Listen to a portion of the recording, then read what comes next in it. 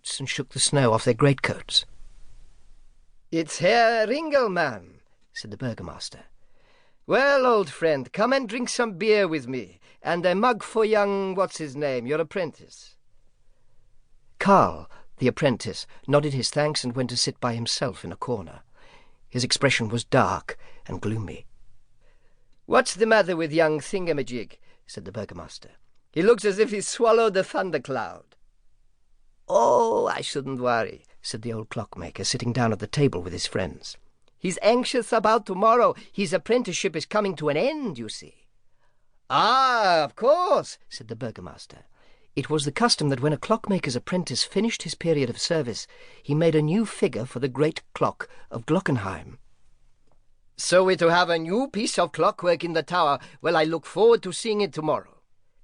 The great clock of Glockenheim was the most amazing piece of machinery in the whole of Germany. If you wanted to see all the figures, you would have to watch it for a whole year, because the mechanism was so complex that it took 12 months to complete its movement. There were all the saints, each coming out on their own day. There was Death, with his scythe and hourglass. There were over 100 figures altogether. Herr Ringelmann was in charge of it all. There never was a clock like it, I promise. "I remember when my apprenticeship came to an end," said Herr Ringelmann. "I couldn't sleep for thinking about what would happen when my figure came out of the clock. Supposing I hadn't counted the cogs properly, supposing the spring was too stiff, supposing, 1,000 things go through your mind. It's a heavy responsibility." "Maybe so, but I've never seen the lad look so gloomy before," said someone else. "And he's not a cheerful fellow at the best of times."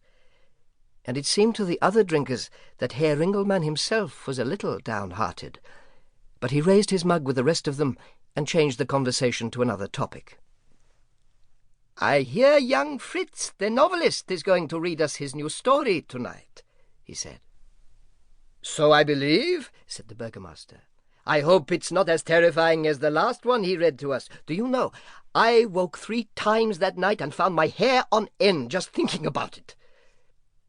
"I don't know if it's more frightening hearing them here in the parlour or reading them later on your own," said someone else. "Oh, it's worse on your own, believe me," said another. "You can feel the ghostly fingers creeping up your spine, and even when you know what's going to happen next, you can't help jumping when it does."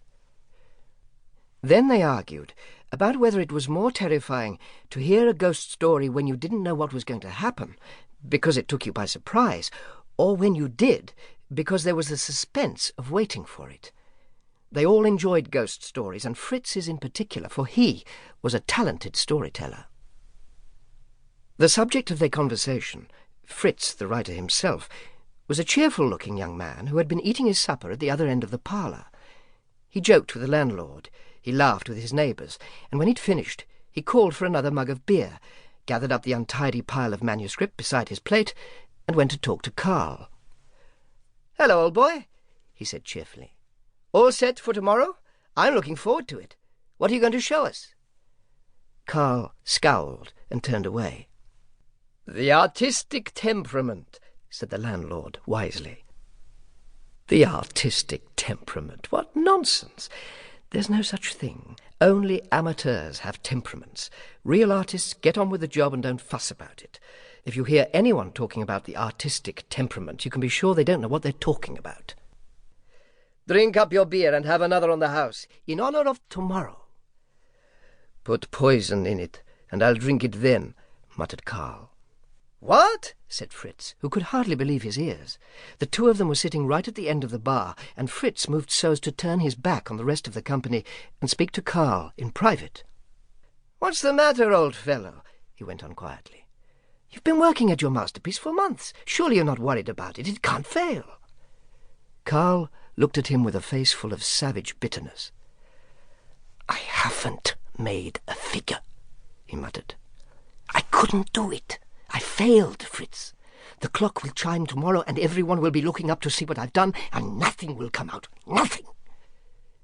He groaned softly and turned away.